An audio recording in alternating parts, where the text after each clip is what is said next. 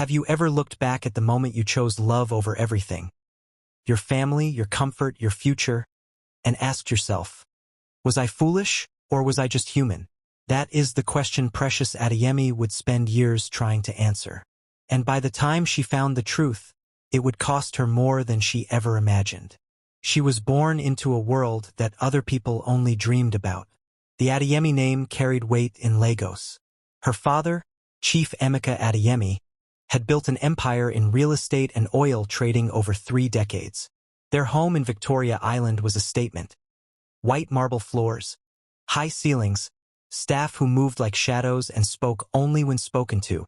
Precious had been raised in silk and certainty. She had studied business administration at the University of Lagos, driven a car most men her father's age could not afford, and had never once slept hungry. But for all the gold that surrounded her, Precious had always felt a hollowness at the center of it. Her parents' marriage was a business arrangement dressed in lace. Dinners were silent performances. Love in the Adeyemi household was expressed through checkbooks and credit cards, never through words, never through touch. So when Emeka Osei walked into her life, she was not just falling for a man. She was falling for everything she had been starved of.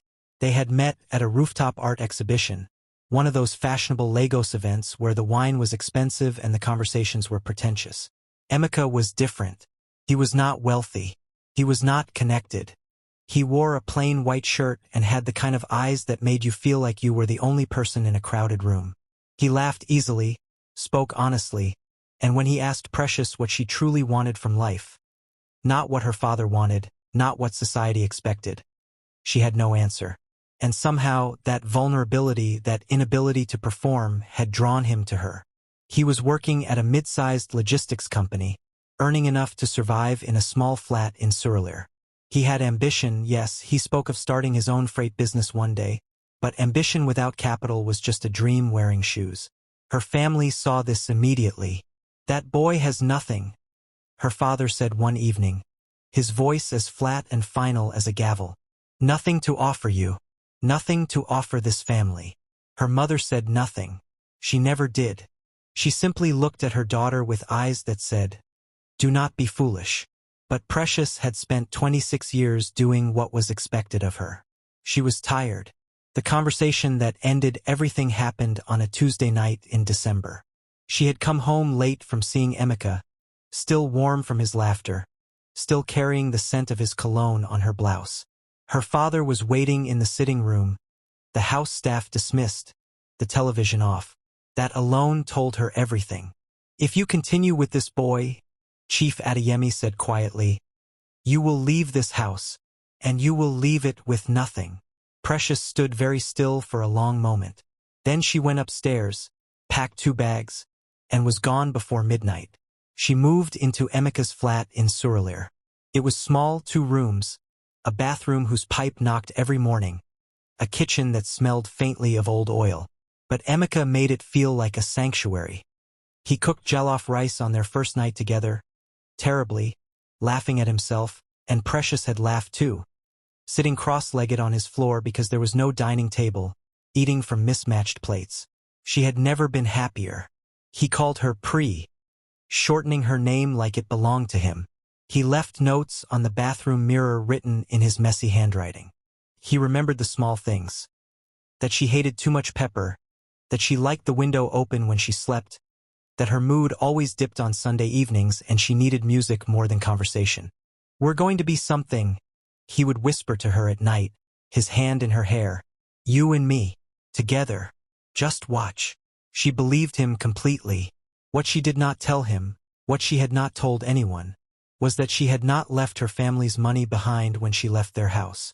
Precious had, over several years of careful discretion, built her own quiet wealth. Birthday checks she had saved rather than spent. Investments she had made through a friend's financial advisor, using her own name, her own account, unknown to her father. It was not a fortune, not by Adeyemi standards, but it was enough. Enough to do something real. She watched Emeka come home exhausted every evening, watched him sit at his small desk late into the night drawing up logistics plans that never quite came together for lack of funding, and something in her chest made a quiet decision.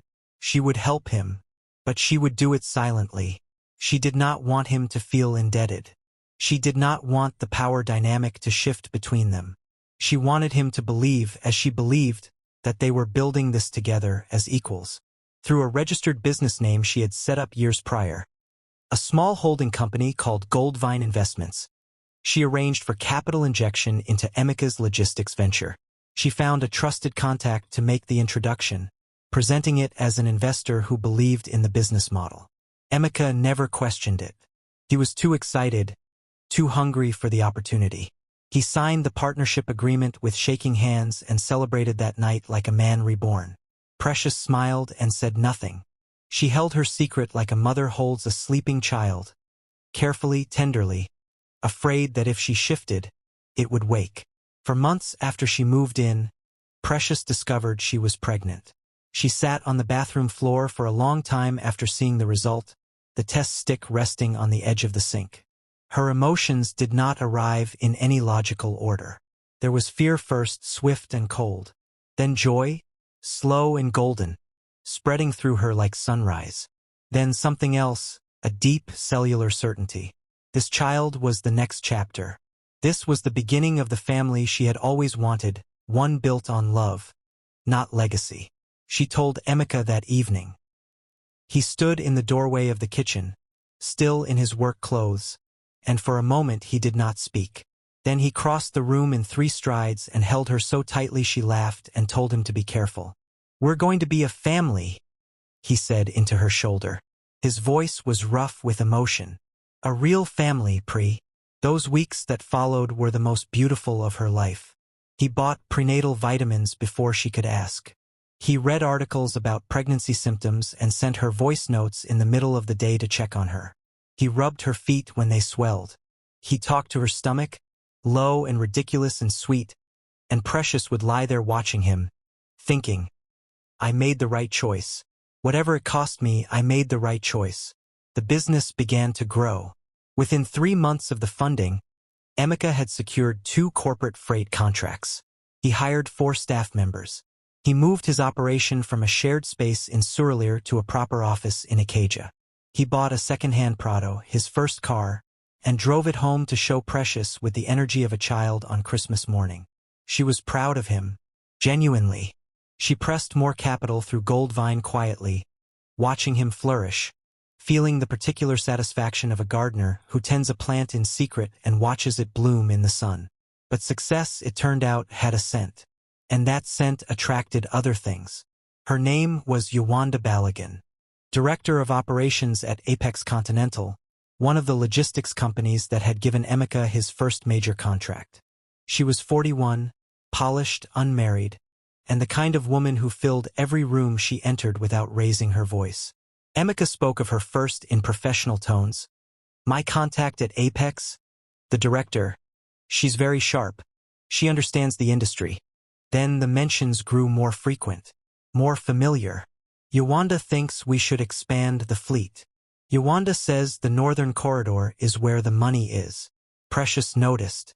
She was not a foolish woman, but she pushed the noticing down, covered it with reasons. He is networking. She is a business contact.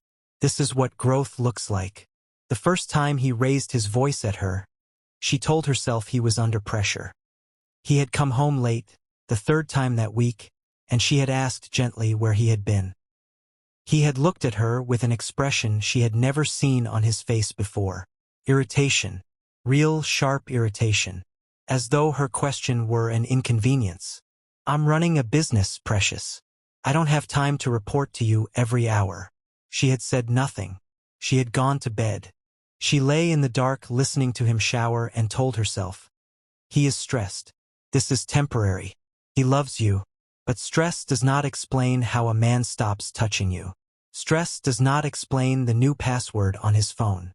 Stress does not explain why, in her 6th month of pregnancy, when she doubled over in pain from cramps that frightened her, she called him 3 times and he did not answer, and when he finally called back 2 hours later, he said only, "I was in a meeting. I'm sure you're fine." She was not fine. She sat alone on the bathroom floor, the same floor where she had once held a pregnancy test and felt her whole heart bloom open. and she cried so hard her ribs hurt. The night everything broke was an ordinary Thursday. She had found a message. She had not been snooping. His phone had buzzed while charging on the kitchen counter, and the screen had lit up with a preview. Just a sentence. But a sentence is enough when it carries the weight of a confession. She confronted him when he came home. She was calm at first. She had rehearsed calm. She had told herself she would be measured, adult, clear. She would ask him to explain. She would listen. They would talk. But the moment she held out the phone and he looked at it, and then looked at her, she saw something in his face that she had never seen before and never wanted to see again. Contempt. Not guilt. Not remorse. Contempt. "You went through my phone," he said. The message appeared on the screen. "You were checking my phone." His voice was rising. "Always suspicious. Always dramatic. I am trying to build something and you are here, dragging me back with your insecurity. Emeka." Her voice broke on his name. "I am carrying your child." Something flashed across his face. Something ugly. He hit her. Not a slap. A closed fist. She fell against the kitchen counter, the edge catching her hip, and the pain was so sudden and so wrong that for a moment she simply stood there, unable to process what had just happened. Her ears were ringing. Her face burned. And all she could think, in that strange, dissociated moment, was, "This is not real. This cannot be real." He hit her again. She crumpled to the floor.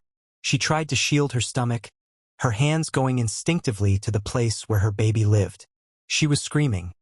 She did not realize she was screaming until she heard her own voice, and he was still shouting, words she could not properly hear because the ringing in her ears had become a roar.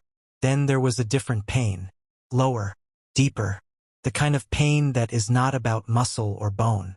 She knew before she even looked. She lost the baby that night. She lay in a hospital bed for 3 days. Emeka came once, sat for 12 minutes by her count, and left. He did not hold her hand. He did not weep. He said he was sorry with the tone of a man apologizing for a minor inconvenience. The nurses were kinder to her than he was. A doctor, a young woman with tired eyes and a gentle voice, sat with Precious on the second evening and said nothing for a long time. Then she said, "Whatever happened to you, you do not deserve to go back to it." Precious stared at the ceiling. She did not cry again. Something inside her had finished with crying. Something inside her had gone very still and very quiet. The way a city goes quiet just before a storm that everyone knows is coming but cannot stop. She went back to the flat. She had nowhere else to go.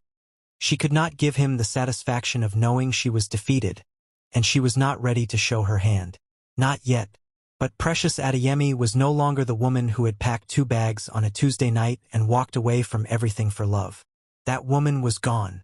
The woman who came back from that hospital bed was quieter. She moved differently, with a deliberateness, a patience, that people sometimes mistake for weakness but is in fact its precise opposite. She began to pay attention in new ways. She noted his schedule. She tracked the business accounts. She had access to the Goldvine records. She had always had access. She watched his relationship with Yewande Balogun deepen from a business contact to something he no longer bothered to hide, because he had stopped considering her a threat. That was his first and greatest mistake. There was an event coming. The West Africa Freight and Logistics Awards, one of the most prestigious industry gatherings of the year. Emeka had been buzzing about it for weeks. Apex Continental was one of the headline sponsors. He was attending with Yewande. He did not tell Precious. He had simply stopped including her in his life. What he did not know, what he could not know, because he had never once bothered to ask Precious what she did, who she was, where her family's rail reach extended, was that the West Africa Freight and Logistics Awards had a new headline host this year. The host organization was Goldvine Investments. And the face of Goldvine Investments, stepping out of the shadows for the very first time, was Precious Adeyemi. If this story is hitting different, like, comment and share.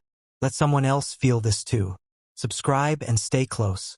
Part 2 is where Precious stops surviving and starts winning.